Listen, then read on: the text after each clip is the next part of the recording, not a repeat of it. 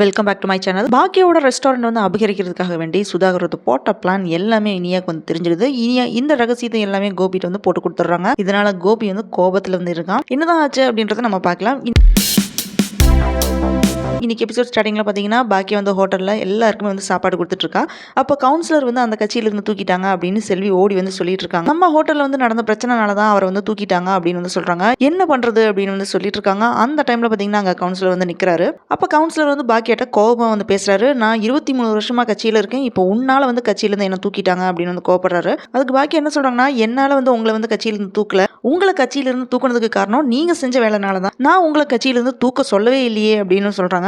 அதுக்கு கவுன்சிலர் என்ன சொல்றாருன்னா, நீ நல்லவ மாதிரி நடிக்காத, என்ன கட்சியிலிருந்து வெளியே அனுப்புனதுக்கு நீ மட்டும்தான் காரணம், இனி உனக்கு கெட்ட நேரம் ஸ்டார்ட் ஆயிடுச்சு அப்படின்னு சொல்லிட்டு கோவம் அங்கிருந்து போயிடுறாரு. அங்க இனியா வந்து வீட்டுல இருக்கும்போது சுதாகர் என்ன பண்றாருன்னா, பாக்கியாவோட ஃபர்ஸ்ட் ரெஸ்டாரண்ட் வந்து இவரோட நேம்ல வந்து சேஞ்ச் பண்றதுக்காக வக்கீல் வந்து பேசிட்டு இருக்காரு. அதை எல்லாமே இனியா கேட்டுட்டு சுதாகர் வந்து வாக்குவாதம் பண்றா. ஸோ நீங்க வந்து அம்மாவுடைய 2வது ரெஸ்டாரண்ட் மட்டும் தானே வாங்கினீங்க அப்படின்றது எனக்கு தெரியும், ஆனா ஃபர்ஸ்ட் ரெஸ்டாரண்ட்டையுமே பிளான் பண்ணி வாங்கியிருக்கீங்க அப்படின்னு வந்து கோவப்படுறா. அதுக்கு நிதிஷ் என்ன சொல்றான்னா, அப்பா கிட்ட இப்படி எல்லாம் பேசாத, உள்ள போ அப்படின்னு சொல்லிட்டு அதட்டுறான். அதுக்கு சுதாகர் என்ன சொல்றான்னா, உங்க அம்மாவோட ஃபர்ஸ்ட் ரெஸ்டாரண்ட் நான் தான் வாங்கினேன், உங்க அம்மாக்கு ஆல்ரெடி இது தெரியும், இப்போ உங்க அம்மா நடத்திட்டு இருக்கிற ஹோட்டலிங் எப்போ மூடுவாங்க அப்படின்னு கேட்டு சொல்லு அப்படின்னு சொன்ன உடனே இனியா வந்து ஷாக் ஆகுறாங்க.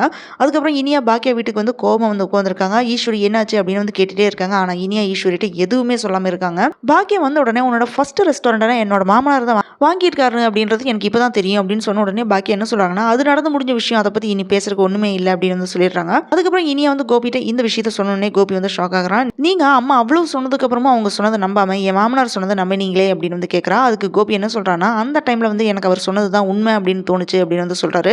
அதுக்கு இனியா என்ன சொல்றான்னா, எனக்கு அந்த வீட்டில் இருக்கவே சுத்தமா பிடிக்கல, அவருக்கு வந்து அம்மா ரெஸ்டாரண்ட் நடத்துறதே பிடிக்கல, அதனால அவங்களை வந்து வளர விடாம பண்ணணும்ட்டு இப்படி பண்ணுறோம் அப்படின்னு எங்கிட்டயே வந்து சொல்றாரு அப்படின்னு சொன்ன உடனே கோபி என்ன சொல்றான்னா, சுதாகர்ட்ட நான் பேசுறேன் அப்படின்னு சொல்லிட்டு சுதாகர் வீட்டுக்கு வரான். அங்க சுதாகர்ட்ட பாக்கியாவோட ரெஸ்டாரண்ட் பத்தி விசாரிச்சுட்டு இருக்கான். இப்படிதான் இன்னைக்கு வந்து எபிசோட் வந்து முடிஞ்சிருக்கு. Thanks for joining with me. இந்த வீடியோ உங்களுக்கு பிடிச்சிருக்கும் நம்புறேன். இந்த வீடியோக்கு லைக் பண்ணுங்க, ஷேர் பண்ணுங்க, சப்ஸ்கிரைப் பண்ணுங்க. Have a great day.